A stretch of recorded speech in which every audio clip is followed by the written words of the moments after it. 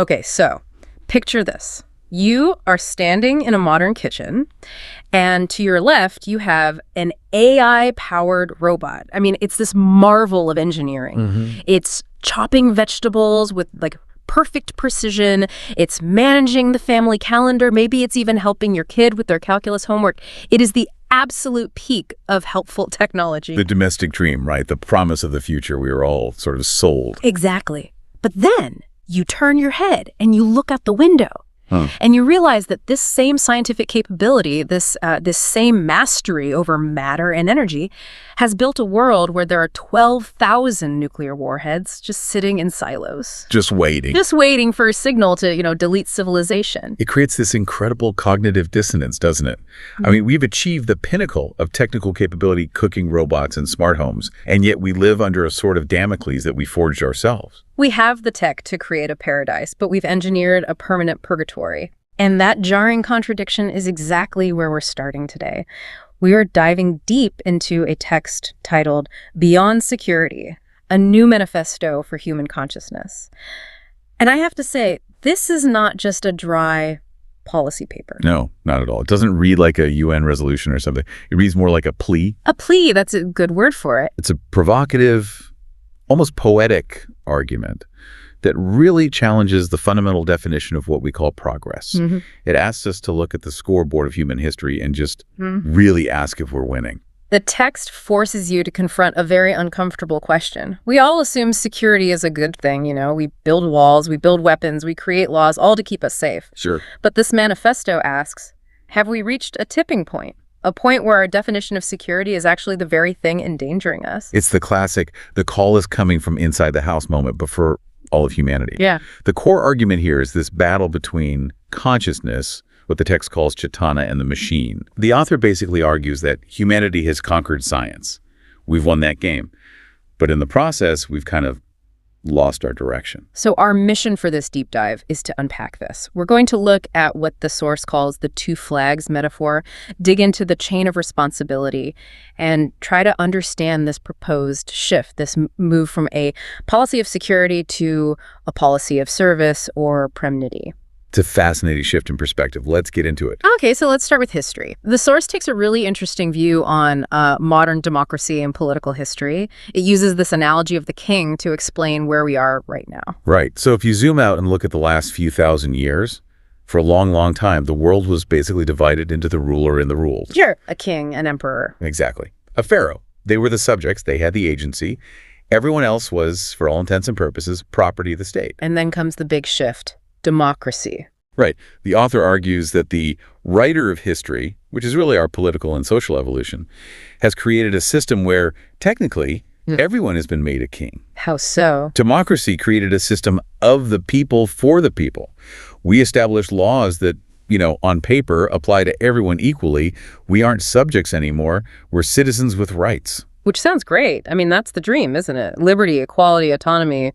But then the source just pulls the rug out. It does. It says, sure, we're all kings on paper, but take a look at the kingdom. And this is where the grim reality checks come in. Yeah. The text cites some really heavy statistics to counter this whole idea of utopian progress. It notes that despite this system for the people, we have a situation where just 1% of the population holds 45% of the world's wealth. That is just a staggering concentration of resources for a society of kings. It is. And while all that wealth is sitting there, the source points out that millions are sleeping hungry. It mentions horrific crimes continuing against young girls. Yeah. And hanging over all of this, literally over the heads of newborn babies, is that threat of total destruction we mentioned. So that's the paradox. We have the laws, we have the wealth, we have the science. Why does the world still feel so dangerous?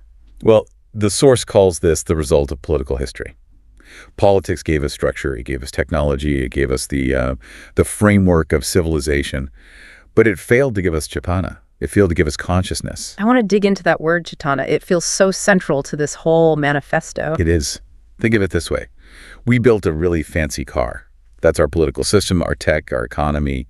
It's fast, it's powerful. Okay. But the driver is asleep at the wheel. Or maybe the driver's blindfolded. Chaitana is the awareness, the moral compass that's supposed to steer the car. So without that awareness, the car just crashes. Or worse. We created a system that looks good on paper equal laws, advanced tech. But the tangible result is a stockpile of over 12,000 nuclear weapons. Enough to destroy the Earth multiple times over. Exactly. So the argument is, if the end result of your progress is the ability to delete the planet, maybe your definition of progress is, well, maybe it's flawed. And that leads us directly to the tool that's defining our current moment, artificial intelligence. The source is actually quite complimentary about what AI can do. It doesn't seem to hate the technology itself. Not at all. It lists the capabilities pretty clearly. AI can cook food, wash clothes, teach in schools, work in agricultural fields, drive trucks, assist doctors in hospitals.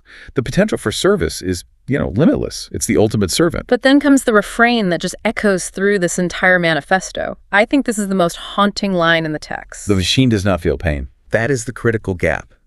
It's the wall we hit when we try to rely solely on technology to solve human problems. The text reminds us, machines have no guilt. Machines have no shame. Machines only follow orders. But why is feeling pain so important here? It sounds almost counterintuitive. Wouldn't we want a leader who is purely rational, who doesn't feel pain? You'd think so, but the source argues that pain is actually the basis of morality. If I know what it feels like to be burned, I will hesitate to burn you. Our biology wired us with empathy based on that shared vulnerability. But a machine just doesn't have that. It doesn't. An AI doesn't hesitate to launch a missile because it has no concept of what it means to die. That's chilling when you think about it in the context of weaponry. An AI doesn't look at a target and think, hey, wait, that looks like a school. It just executes the code. Exactly. And the source poses the ultimate question: who gives the orders?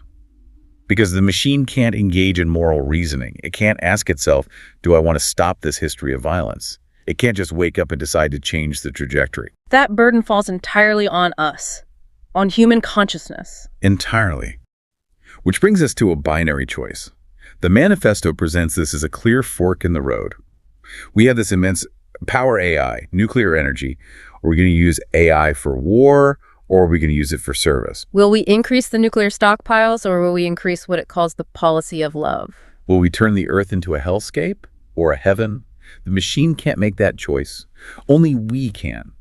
And the source argues that because the machine can't feel pain, we have to feel it for the world. We have to be the ones who finally say, enough. And to visualize this choice, the source uses this beautiful, really vivid metaphor of a mountaineer. I have to say, this image really helped the whole concept click for me. The scientist as the mountaineer. It's a powerful image, isn't it? It is. Imagine a climber who spent centuries scaling the mountain of knowledge. We've climbed through the Industrial Revolution, the atomic age, the digital age, and now, right now, we are standing at the absolute peak. We're on the summit of what's possible. And usually when you get to the summit, what do? You plant a flag. Right. And currently, the source argues the flag planted at that summit reads, security. That's been our goal, to be safe, to be the strongest, to have the biggest stick. But the argument is that at this altitude, security has morphed. It's not protecting us anymore. It has become insecurity. Because when everyone has a gun pointed at everyone else's head, nobody is actually safe.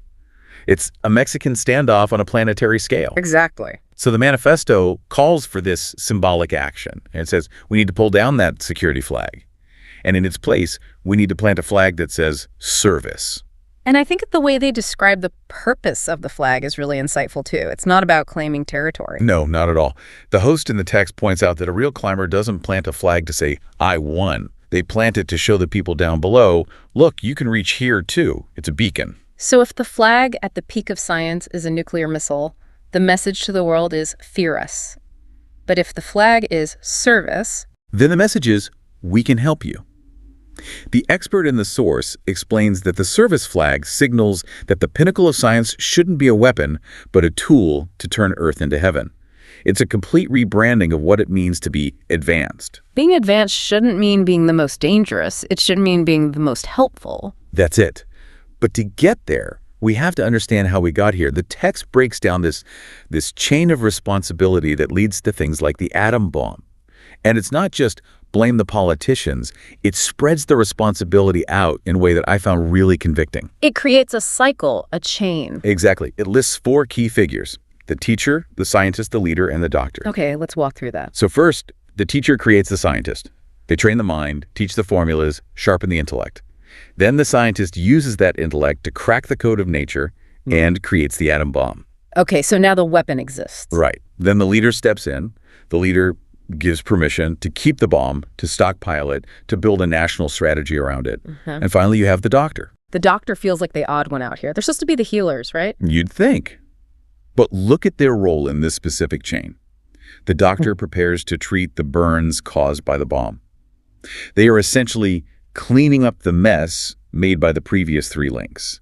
They are reactive, not proactive. Wow. When you lay it out like that, it's like everyone is just doing their job, but the final result is catastrophe. That's what the source calls the missing duty. It argues that every single link in this chain forgot its primary duty. The teacher taught physics, but maybe not the ethics of that physics. The scientist focused on the discovery, not the application. The leader focused on power, not preservation. Everyone forgot their duty to save the Earth. Precisely. So where is the law in all of this? We talk about international law, treaties. Shouldn't that stop the chain? The source is, I would say, very realistic about the law. It calls the law just a book of sections. It says the law itself is inanimate. It's a sleeping book. I liked the comparison it made to women's safety. That really drove the point home for me. Yes, that was a key example. It says, look, laws protecting women existed on paper for a very long time. But did they stop harassment on their own? Did they stop violence? No, not until society woke up and demanded it. The law didn't act. People acted through the law. Exactly. The law is a tool, not a savior. And just as society had to wake up the law for women's safety, the source argues society must now wake up the law for Earth's safety. We have to be the ones to open the book and rewrite the application. We can't wait for the book to save us. And if we don't wake up? Well, the source paints a pretty terrifying picture of the alternative. It talks about nuclear winter. And this isn't just a sci-fi concept in the text. The description is visceral. It felt very immediate. It is deeply disturbing imagery. It describes total darkness, where sunlight cannot reach the earth, no crops growing, no birds singing. It specifically mentions that there would be no temple bells, no prayer calls, just a rain of ash. That line, all laws, books, and dreams melting away, that really stuck with me. It's the ultimate eraser. It is. It emphasizes that in the face of nuclear annihilation, all our cultural differences, our religions, our legal systems, they all just vanish. The ash doesn't care about your borders or your beliefs. It doesn't care if you're a capitalist or a communist. It's just total silence. But we aren't left in the dark. The manifesto offers the alternative. This is the Pramiti, or the policy of love. Now, policy of love can sound a bit soft, but the source actually gives specific examples. Right. It grounds the philosophy in practical application. It envisions AI in schools where screens are showing children's faces and connecting them rather than displaying nuclear formulas. It's about using tech to humanize, not dehumanize. It talks about robots in disaster relief. Yes. Robots carrying food to flood victims instead of driving tanks across borders. That is the literal shift from a policy of security to a policy of service. Imagine if the trillions of dollars spent on defense were spent on that kind of logistics. There's also a key point in there about education. The new education. Teachers teaching that hands are not for causing pain. It sounds simple, almost childlike, but it's such a fundamental shift in values. And it talks about new leadership. A leader who asks, what decision helps the next 7 generations? That 7 generations thinking is so crucial. It breaks us out of the short-term election cycle or the quarterly earnings report. And this brings us right back to the definition of security. Under this new manifesto, security is completely redefined. It no longer means protecting myself from you. It means service. It means using our technology to end hunger and war. Because if we end hunger and war, we don't need the bombs. That is the only true security. It's a complete inversion. Security isn't a wall, it's a bridge. Perfectly put. It's the realization that as long as we define security as my ability to hurt you before you hurt me, we're trapped. We are locked in a room with gasoline and matches. The policy of service is what opens the door. So here we are, standing at the peak of the mountain. The wind is blowing. We have the flag in our hands. That is the exact moment the source leaves us in. We have to choose which flag to fly. Do we fly the flag of security, which represents fear and potential destruction? Or do we fly the flag of service, which represents preservation and, well, love? It's a choice that isn't just for the scientists or the world leaders. It's for everyone who is part of that chain we talked about. Absolutely. The source reminds us that we are the readers of the book of law. The book is sleeping until we wake it up. We have the power to rewrite the chapters. And that leads to the final, really provocative thought from the source material. It asks us to imagine a constitutional amendment or maybe just a rewrite of our social contract. It challenges all of us to think. What would the world look like if the very first article of our Constitution, global or local, was simply, the earth comes first? The earth comes first. Not the nation, not the economy, not the ideology, but the earth. Because without the stage, there is no play. If we destroy the theater, the play is over for everyone. It's such a simple sentence, but it changes absolutely everything about how we use the science we've mastered. It puts the king in service of the kingdom. It does. It moves us from being kings of a dying kingdom to being servants of a living paradise. And that, I think, is the essence of the manifesto. Well, on that note, we are going to leave you to mull over that choice. Which flag are you planting in your own life? Security or service? And remember, the machine is waiting for your order, so make it a good one. Thanks for joining us on this deep dive into consciousness in the future. We'll catch you next time.